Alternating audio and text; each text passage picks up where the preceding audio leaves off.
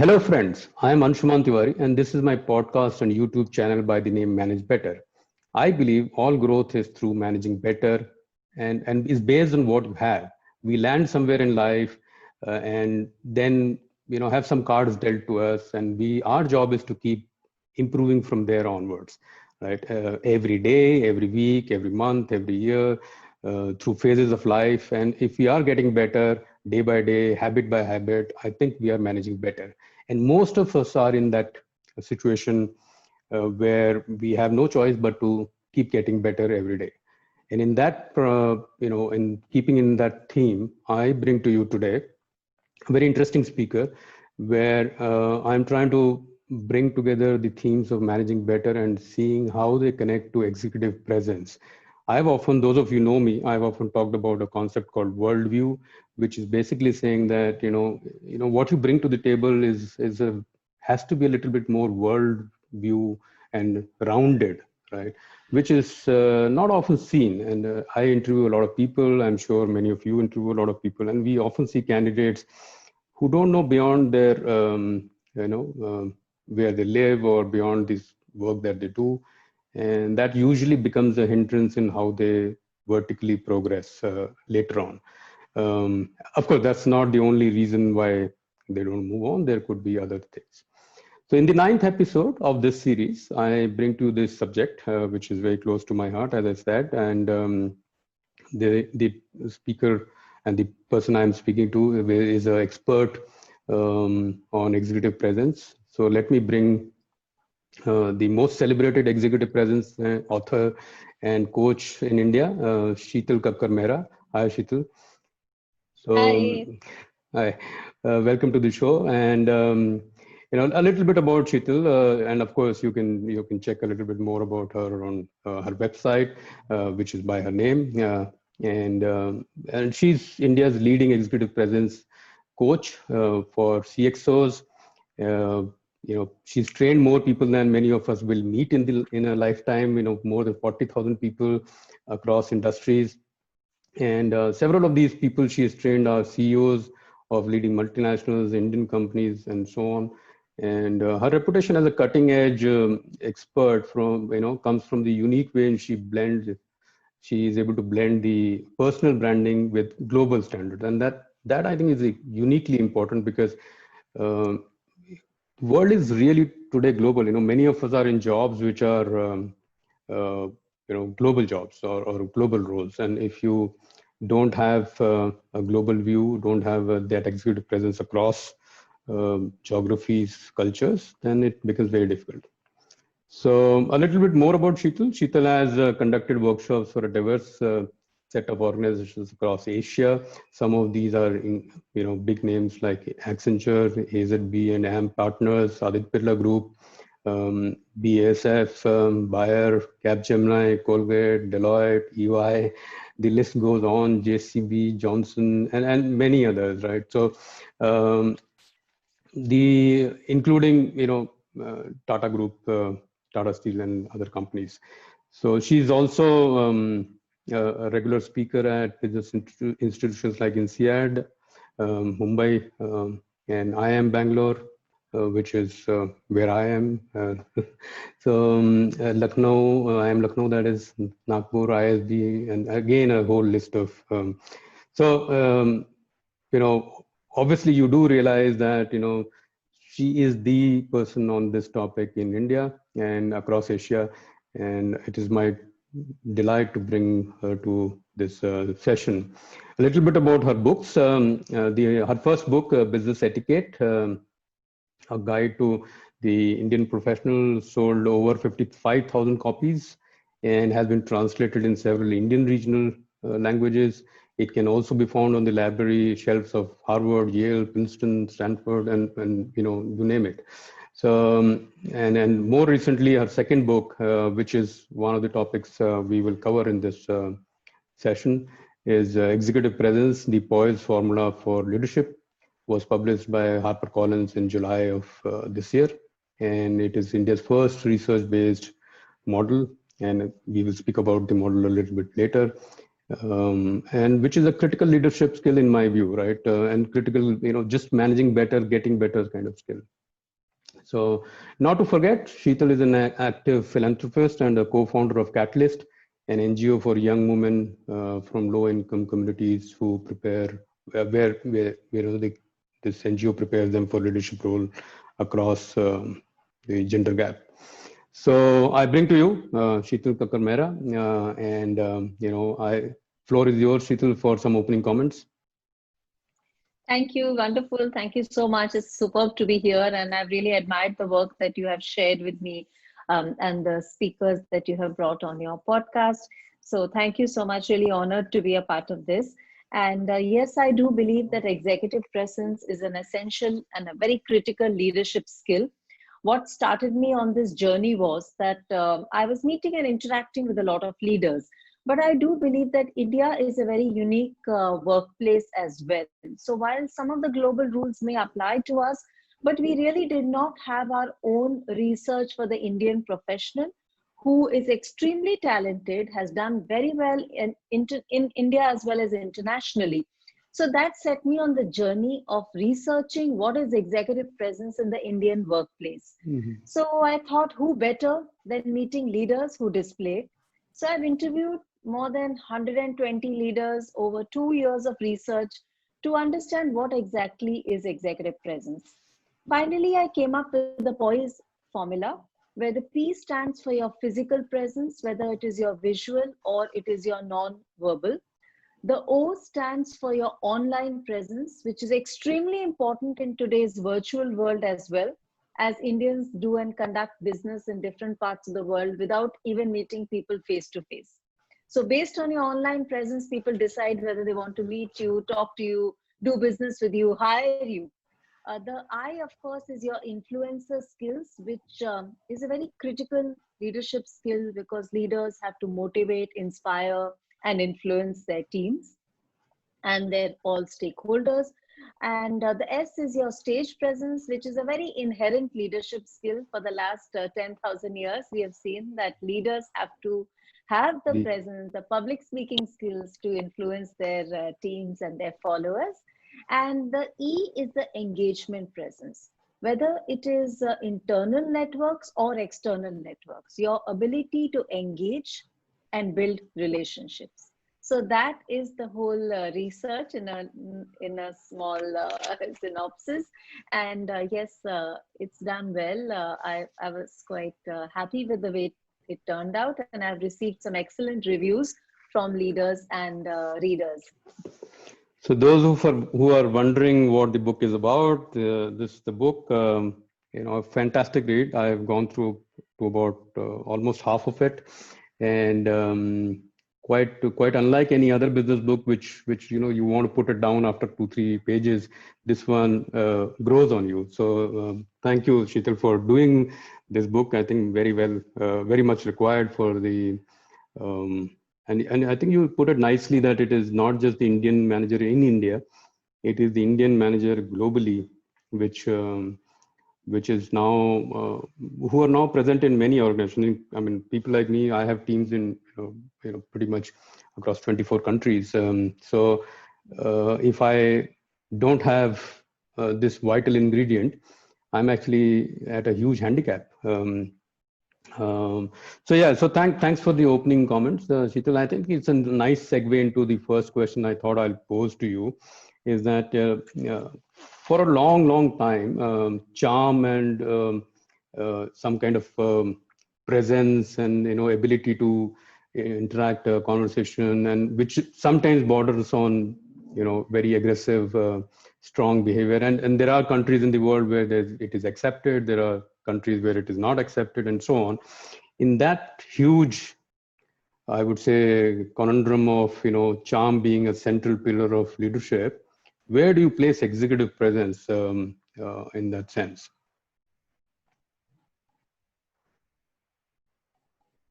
It is the biggest myth is that you had to be very aggressive, you had to be extroverted, you had to be charismatic to have executive presence. Maybe in the 80s or 90s, the business leaders that were admired and interviewed and put on the magazine covers were charismatic, yeah, but I think leadership styles have also changed. So I wanted to address that in the book as well. That if you are an extrovert doesn't mean that you have an edge. In fact, introverts also can display a lot of executive presence. They make superb listeners. Also, management styles have changed. Earlier, it would have been much more autocratic style of management, but today corporate corridors are seeing a much more collaborative style of management. So yes, if you're charismatic, you can, it is a few extra points. Of course, it evokes a positive response from people, but that is not just executive presence. There were various other elements to it. So if I was to give you a few critical elements, I would say the number one element is displaying executive maturity, because being a leader is a fishbowl existence. So a leader who understands his triggers, who displays high emotional intelligence, who understands and manages his own emotions and is empathetic enough to understand the emotions of the others. So, executive maturity is a very critical leadership skill. Secondly, of course, the ability to connect and engage with people. Leaders are constantly connecting with people, internal stakeholders, board members, external stakeholders, clients, vendors. In fact, the role of a leader today has expanded so much that sometimes they are dealing with the heads of states, and on the other end of the spectrum, they're actually having a labor union meeting or connecting with farmers. So, your ability to engage with people across all walks of life, across geography, is very important. Also, strong listening skills. This is somehow a gap in our culture. We never invested in listening skills. Sometimes I feel we don't listen, and when we listen also, we only listen to understand what we are going to say next. So I think a leader has to display strong listening skills, which help you build focus. They also help you build a stronger connect with people. And also a lot of ideas can, because of the fact that styles have changed, a lot of ideas today can come from the junior most people. So if leaders listen, in the end, they end up becoming winners. So how to develop effective listening skills? One more aspect was clarity of communication, crispness. This is something again that we did not focus in our academic system, Not how at to all. have crisp conversation style where you speak in bullet points, and but you can zoom in and out. So you can do the micro, you can do the macro.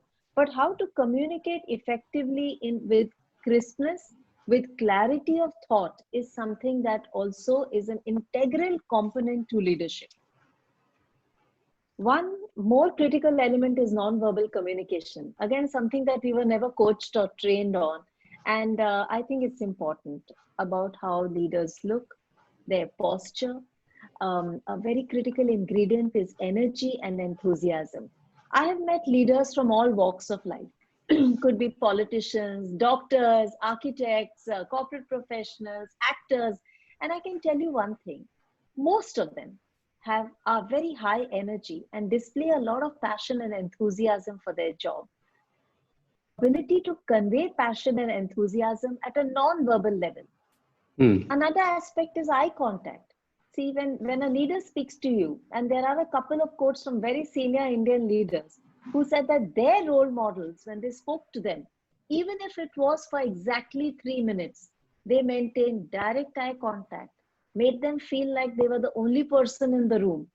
And so they focus on what we call as one thought per person, which is very important non-verbal skill. And finally, that very mysterious word called confidence. I'm not a big fan of this word, but I do believe that leaders display a lot of confidence. It's a very ambiguous word. It conveys different things to different people. But if I was to be honest with you, I do believe that knowledge adds to confidence. Of course, knowing your work adds to confidence. But as you mentioned earlier, having a worldview also adds to confidence. Because if you're only technically superior, but have to engage with people from different walks of life, different roles, different industries, your ability to make a connect, because you Yes. can actually find the lowest common denominator and conduct small talk, conduct in-depth conversations on bigger issues that the world is facing. I think that is also a critical skill that I've noticed. Leaders are able to engage at a micro level as well at a macro level. So I think that is my No, view on. that's very well summarized. I think having read portions of your book, I think this is pretty much a summary of some of the key initial portions, and something that you said, you know, rang a bell with me because very. I've been using a phrase for years with my teams called "you must be able to engage watchman to chairman." You know, if you have that ability, then you can get across with most people. You know, in life and in profession, you will not always find people you will instantly like, or dislike, right?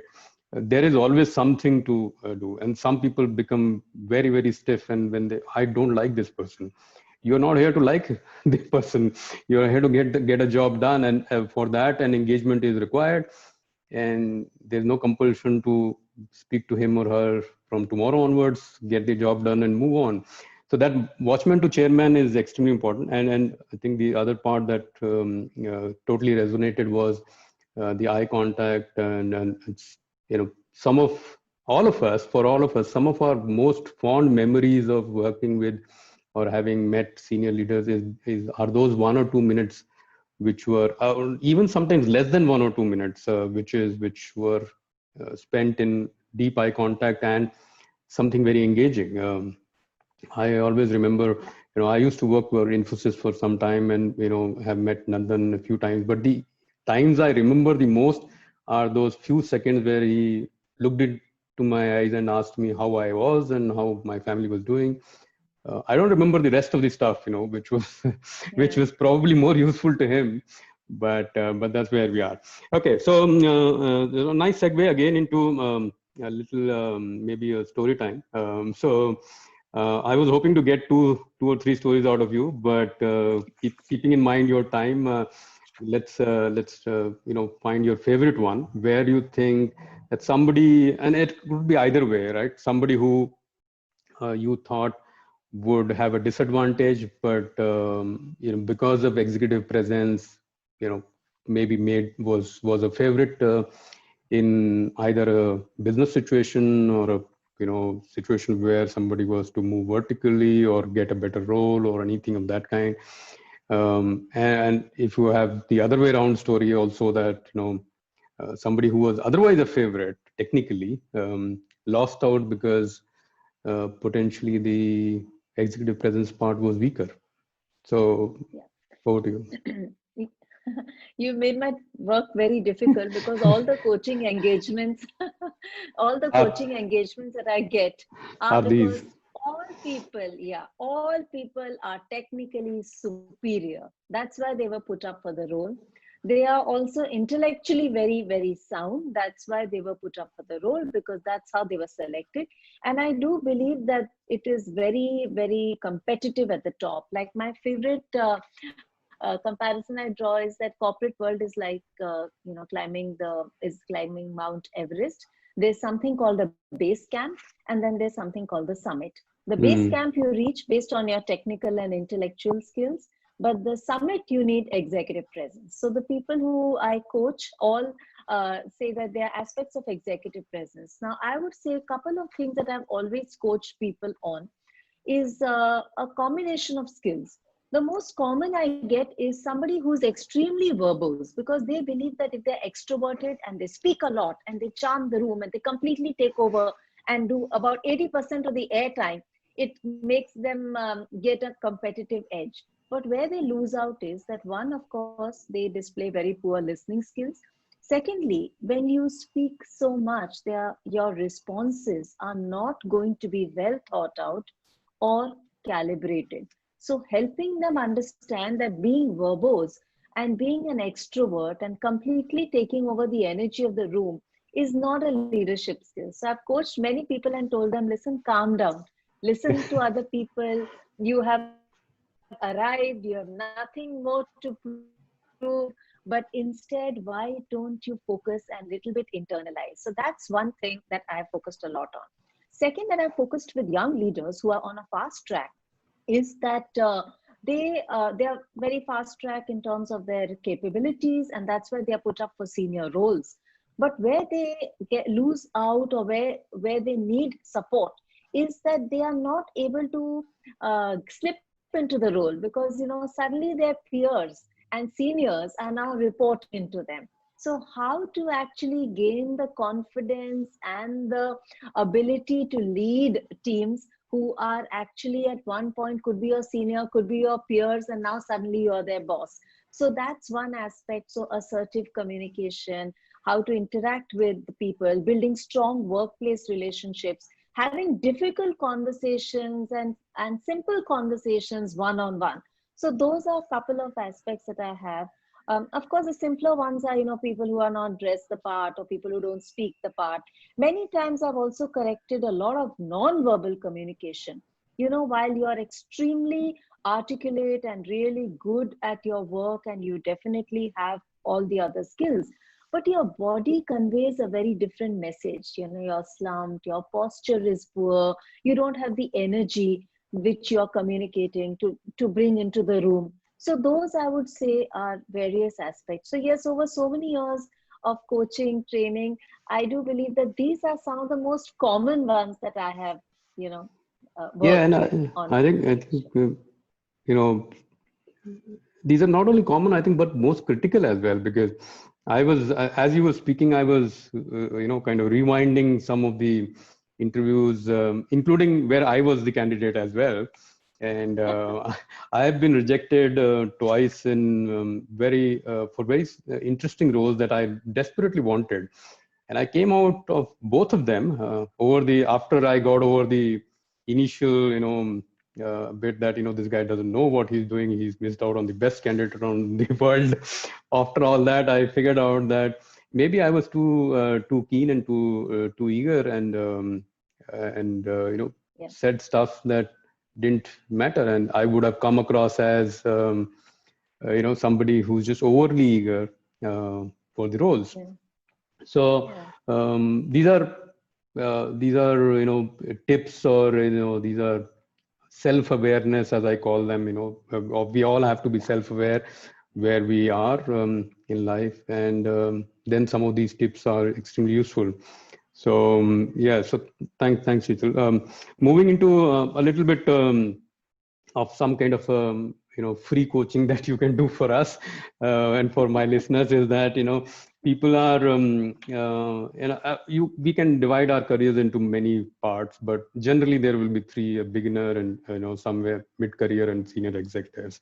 So what would be like your one or two bits of advice for each of those phases, for anybody who's in beginner, middle of the career, and somebody who's already reached a senior? But as you said, there is always a summit to climb, even for those people who seem to have made it. So yeah. Okay, so superb question, and my work over the last 22 years has somehow, I've got a wonderful chance to speak to from students of these schools all the way to CEOs. So I would say, if you are just starting out your career, as you are transitioning from the classroom to the cubicle, it is very important that first of all, you observe the environment that you are in. That means when you join an organization, you have to observe what is the organization culture, what do they expect from you, and look at your boss, and his boss. Because after a point, it is your attitude and your understanding of the organization culture that is going to help you grow. Most people feel that if I do great work, it is that's all that's needed. It is important, but I would say that is a hygiene factor. If you Mm. don't do great work, you will not have a job. Of course, everybody has to do good work and work hard, but understand, observe, and listen to the organization culture and how people are behaving and communicating if you want to have a long career. Secondly, of course, is what is very important is that please convey professionalism, because that is what is going to get you visibility. you know if you feel people are not noticing you, you are highly mistaken. Please understand and appreciate that you are visible. Just because you feel you're one in hundreds or one in thousands, but if you want to gain a competitive edge, then you definitely have to convey professionalism, because that is going to give you high visibility to all the people who are going to be the final uh, stakeholders in your promotion. So I think at that level, that's important.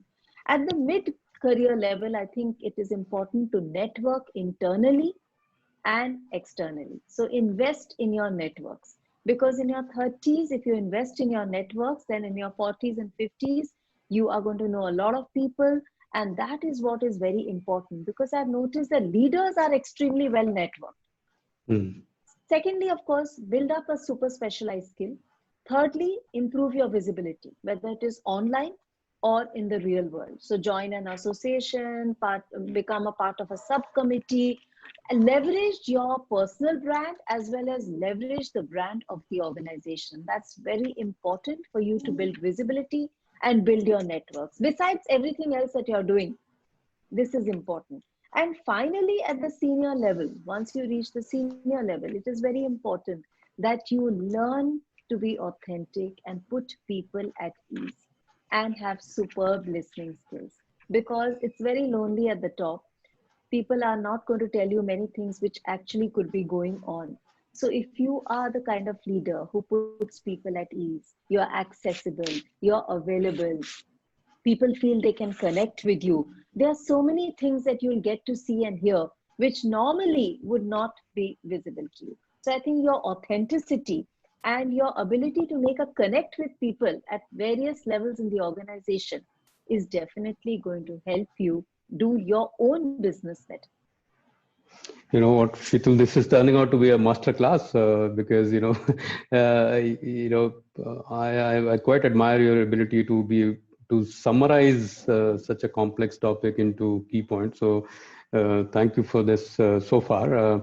And moving to probably the last question that I had, which I pretty much ask most of my guests, is with a slight variation. But in your case, we of course we would expect that everybody reads your book. But what is that one book that inspired you the most or changed something in you? And I know pinning you down to one book is a little maybe difficult, but try that.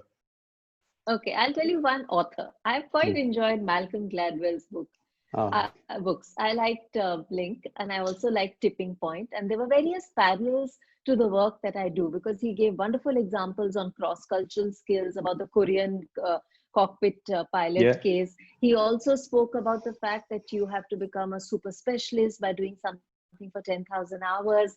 And he also spoke about the fact that first impressions make a huge difference, because we make quick decisions in a blink, and how the human brain is constantly thin slicing and passing judgments. So you have to, before you've even spoken a word, sometimes people have decided whether they want to do business Engage. with you, retain you, engage with you, even marry you. So multiple things. So I think I've really enjoyed his books because of the fact that there is a lot that I've learned and I've implemented and used and observed in my work. So No, I yes, think a fantastic choice, because I've been a fan of the 10,000 hour rule, yes. pretty much, because and the story around Beatles, how they spent so many years in a club singing and playing, Yeah. and there is nothing called overnight success. You have to. Most of us have to work for it. There will be somebody who will appear like a one overnight success, but Yeah. either they are lying or they are blessed, or somewhere in between. No, But but no, I do believe, I agree with you. I do believe that people who work harder are definitely luckier. And there is nothing called overnight success. It's like saying comedy is impromptu comedy is like, the comedian we have to appreciate has spent hours and hours rehearsing that. perfecting the joke, yeah, rehearsing the joke, getting the punchline correct, and getting the pausing correct, and also trying to get feedback if the joke is funny to his audience. So there's nothing called overnight success. It is definitely a lot of effort. And what we must realize though is that we have to diagnose. And so I'm very happy that the POISE formula is like a self-diagnostic tool as well. So people can understand. And the interesting thing is that they have written back to me. Many people have said, I'm very good with the P and the S, but O is my weak point. So I think it has helped them also diagnose their executive presence on that model. And thank you for bringing that in, because I was anyway planning to bring the POISE formula. I totally loved it because I think it brings together all components that are important today, right? Maybe 10 years ago, one or two of these components were less relevant, and maybe 10 years down the line, something else may appear. Who knows? We don't know how the world is changing. But anybody who's listening to this channel today, should understand that the POISE formula brings together all the key components what are useful in today's world to you. And it's a wonderful way, as Sheetal pointed out. You don't have to get to her in a coaching format. Just to read the stuff and apply. Most of the success or most of the improvement you can get through applying the tips that are shared in the book. And and I would strongly encourage that. I've gone through almost half of it already, and I'm planning to implement some of it. So thank you, Sheetal, for a wonderful chat. So friends, this brings to an end the wonderful conversation we've had today. As always, I will post a podcast version of this, and in a few days, a video version on YouTube. Please look out for that. We'll let you know. The details will be available on my website, managebetter.in, and also on Sheetal's website in a couple of days from now. So with that, we thank you, Sheetal, and to my listeners, till the next time, keep managing better. Thank you. Thank you. Thank you. Thanks a lot.